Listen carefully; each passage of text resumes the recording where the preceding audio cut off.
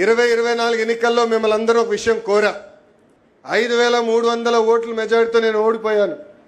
దాని పక్కన ఒక 0 పెట్టి 53,000 ఓట్లతో గెలిపించి శాసనసభకు పంపించమని ఆనాడు మిమ్మల్ని అందరినీ కోరా. కానీ మీరు చేసిందేంటి?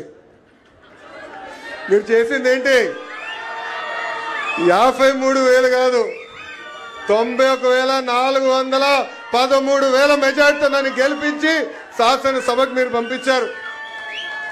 ఆనాడు మీకు చెప్పా, నాకు మీరు ఎంత ఎక్కువ మెజార్టీ ఇస్తే నాకు అంత బలం వస్తుందని. దేనికి?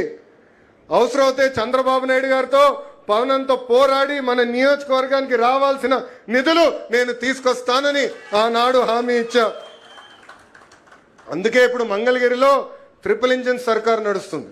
ట్రిపుల్ ఇంజిన్ సర్కార్. రాష్ట్రం అంతా డబుల్ ఇంజిన్ అంట, అక్కడ నియోజకవర్గంలో ట్రిపుల్ ఇంజిన్.